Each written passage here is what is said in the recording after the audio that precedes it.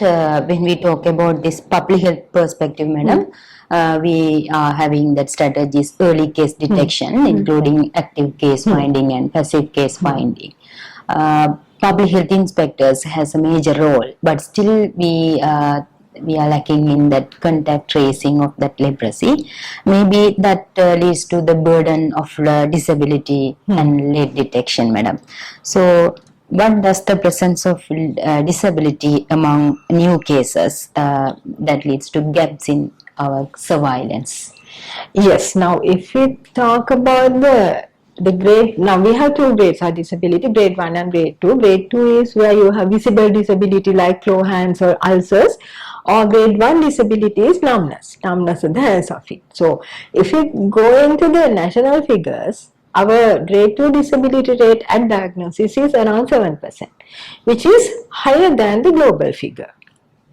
We don't have global figures for grade 1 disability because WHO does not ask for it. But we have been, as a country, we have been collecting this data, and our grade 1 disability rate at diagnosis is about 21%. Right? So about 3 times those with visible disability. Right. So that is a figure, and if you go a little bit deep into that, at all ages, from child to elderly, men are at higher risk for disability compared to women. In general, if you look at the male to female ratio for the entire country, it's 4% women, 9% men with leprosy. Okay. Right? So grade 2 disability, it's completely different. So that, and also if you look at the breakdown, it is the highest group of people with disability are young men in their 20s to 20 to 30 age group, or 20 to 30 or maybe 35. Right. So that means that is the workforce. Productive age group. Productive age group and men. I mean, still traditionally this is a country where men make a larger part of the workforce. Right? So that means it is the people who should be working who become dependent. So the problem of disability is not only to the person but to the society as well. Yes. And also don't forget those with grade 1 disability who are likely to develop into grade 2 later. That also happens, but you have numbness, you don't know how to look after it. Detection. Yes, I mean the numbness is there, and if you don't know how to look after, that is likely to progress into grade 2 later. The numb areas become ulcerated later, and they end up having grade 2 disability later. Right? Yes, madam. Right. So therefore, leprosy disability is something which we need to put a lot of emphasis on. And the most important thing is we need to detect our patients early as possible. That's the most important thing, because early case detection is active case detection. So we were talking about active and passive. Only about the majority of our patients are still passive, detected by passive case detection when they come to hospital. So if you want to improve active case detection, I would suggest 3 strategies. Number 1, all family members have to be screened. All family members. It doesn't happen now. I think at best it would be something like 80%. Right? Yes. So all family members have to be screened, and they have to be warned that for the next 5 years, if you develop, because the incubation period is long, for the next 5 years you have to be aware. If you develop symptoms, please come back to us. So I have some figures for contact examination for the community as well as for clinics. The rough number is, out of 5 index cases, 1 person will have another person affected at home, either diagnosed earlier or newly diagnosed during case detection. When it comes to children, this was a study done at the Children's Hospital in Colombo. It was 1 in 3 children. So out of every 3 children, 1 child will have somebody affected with leprosy at home. Yes. So are we actually detecting it in the community? Right? Yeah. So we are a country, out of our 1,500 cases per year, 10 to 12% are children below 15 years. Do we actually do this contact examination properly? That is one thing. The second thing is like when to do a ring survey and when to do a house-to-house survey. I mean, when we have in a country where we have a 22 million population and 1,500 cases, doing mass scale case detection campaigns is not going to work. So we have to, with our limited resources, we have to go and focus where we are going to do it. So from my experience, what I can suggest is, okay, you have a highly infectious patient in an area, somebody with lepromatous leprosy. Then we are justified in doing a ring survey around the person's residence.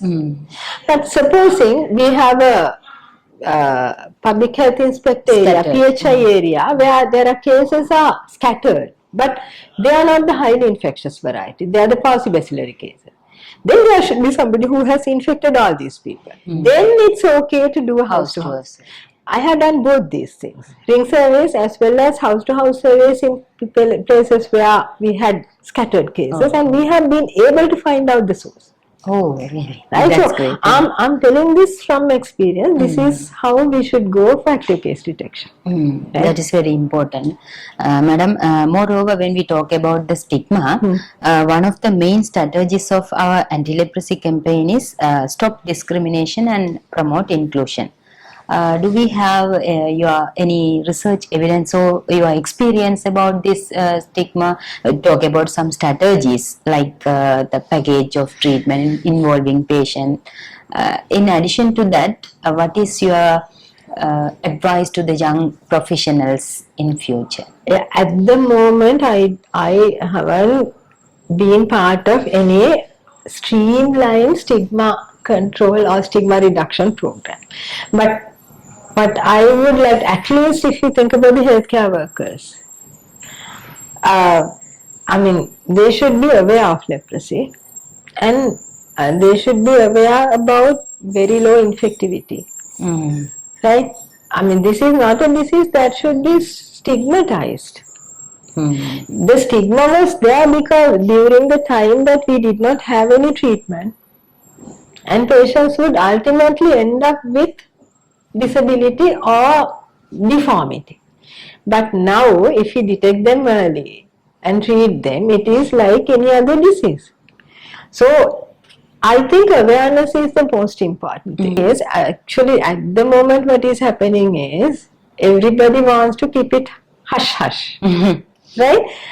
So, as far as I know, one very important principle about stigma control is that it should never be kept a secret. But it is happening because we don't have a very good way of addressing this issue. Yeah. So this is, I think, one very big gap. So when we talk about stigma, it is not just the patient. The healthcare workers form a very important part of this. Now, in a dermatology clinic or a leprosy clinic, all the healthcare workers are aware of leprosy and they know how to look after the patient. But when it comes to other categories of staff, they have a lot of misconceptions.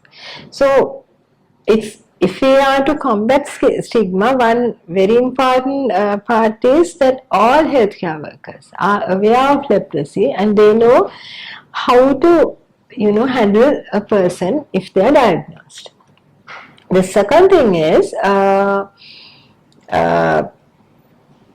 patient's education, and our patients are quite, they will know a little bit about their disease, but they would usually they would like to keep their disease to themselves. But if now yes, that can be done within a very limited closed community of the healthcare system. But what about when they go to school, when they go to work? Yeah, the stakeholders. So other stakeholders, right? So then there will be issues. So that means the entire community, the country also should be aware that leprosy is not a disease to be discriminated. Right? So that awareness is also important. So awareness is important in all strata of society, not just healthcare workers or the patients. Okay, madam. Sri Lanka is recognized by World Health Organization as one of the global priority countries for leprosy. What has been the role of WHO and the international partnership in supporting our leprosy control in Sri Lanka? Madam, any guidelines or Yes, the fund? actually, when it comes, the major role in WHO is like they are guiding us how we should, both preventive and curative services, how we should be managing the leprosy control activities. That is their main role. And then, of course, our treatment. The multi-drug therapy that we use to treat our patients comes through the WHO as a donation. So WHO gets this donation from a pharmaceutical company, like for the whole world, and we get it through WHO. So they are the principal providers of MDT to us. They are the principal guide to us, and we usually, even for clinical things, we follow the WHO guidelines, and now WHO has guidance documents on all aspects of leprosy: public health, stigma, disability, everything, like leprosy disease, everything. So that, and then of course WHO is now going towards zero leprosy. That is a completely different thing from what we achieved some time back. There are four phases of going for elimination. The first phase is elimination of transmission, where you have to have zero cases of children, child cases. Then zero cases of leprosy disease, and then surveillance. So, and the other thing WHO is now emphasizing on is you have to go for grassroots level.